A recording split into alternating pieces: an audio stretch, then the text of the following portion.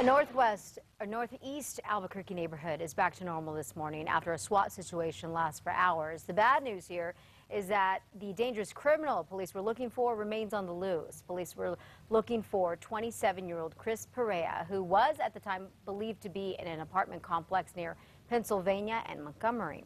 The ordeal lasted 6 hours. Now, cops believe Perea, who was wanted for more than a dozen armed robberies here in Texas and Colorado, was hiding in an apartment. Around 11:30 last night, police entered that apartment to find he was not there. Authorities aren't sure where Perea is right now, but they say he is armed and dangerous. A volunteer fire department in northern New Mexico is now looking for a new fire chief this morning. Authorities say its prior chief showed up at the fire station recently with guns drawn. The Rio Arriba County Sheriff's Department says 28-year-old Darwin Yazzie is in big trouble. They say the chief showed up to a department meeting Monday wearing body armor and carrying 2 guns. He's accused of making threats against several people. Deputies say it was chaos. People at the meeting panicked, rushed to get out. They say Yazzie left without firing a shot. He was arrested, however, and is still in jail on 5 counts of aggravated assault. Well, right now, police say the man they think was driving drunk when he killed a mother and her little boy in Roswell this weekend, maybe south of the border. Roswell police say Joel Cordoba Lopez was driving this Cadillac Escalade that slammed into Mandy Miranda's car early Sunday morning. Miranda and her 4-year-old son died in that crash. Her 6-year-old daughter was not seriously hurt. Police say Lopez ran away after the crash and he may be in Mexico. That is where his father lives. Should a convicted rapist go to prison or go on house arrest? That is the big question this morning about Christy Sanchez Trujillo. She was a teacher at Jimmy Carter Middle School back in 2009 when she admits she started having sex with her student who was then just 13 years old. Sanchez Trujillo took a plea deal earlier this year, agreeing to serve up to 5 years behind bars. Then a judge gave her a year on house arrest and ordered her to wear an ankle bracelet, but the community custody program denied Sanchez Trujillo, just as it does for all sex offenders. That is rare. Judges most of the time are going with the classification committee's recommendations, or they make them eligible and then we make that determination. The judge does not think Sanchez Trujillo is a threat and overruled the recommendation, making the program accept her. Once again, the Department of Corrections says they let out a felon out of prison early, this time 7 years early.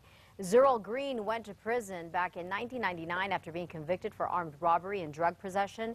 He was released from lockup in Los Lunas in 2007. The Corrections Department now acknowledges they did not factor in the additional 7 years Green was sentenced to after being convicted of possessing a deadly weapon while in prison.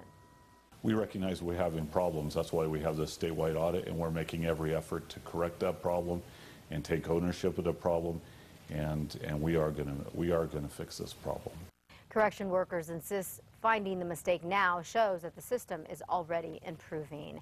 And that mistake comes after correction officials announced last week that they let a serial burglar out 8 years early. Anthony Madrid, seen here, had only served a year and a half of his sentence on burglary charges. He was taken back into custody an hour, though, after the problem was discovered. But we know you're like us. You're always looking to save a few bucks, so that is why we have found some of the best buys you can now get this August. Yeah, so excited for this story. You ask, we answer. Our News 13's David Romero is live in the Newsplex with all the details. Hey, David. Hey, Elizabeth, a lot of good buys out there. Now, some of the items are obvious buys, but it's a good reminder to pick them up now. Some places are cutting prices almost in half. Going back to school is a dread for kids, but also a dread for mom and dad having to buy all their items to go back to class.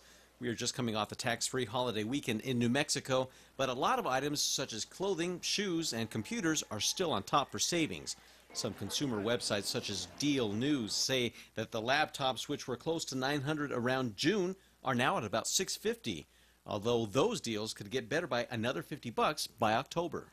Summer's not over yet. If you're looking to get outdoors and do some biking, this may be a good time to get a bicycle. For the students heading off to college, you may be able to find a great deal on furniture or storage shelves. And if you want your music to go portable with you, many of the MP3 players go on sale before the new models come out in September.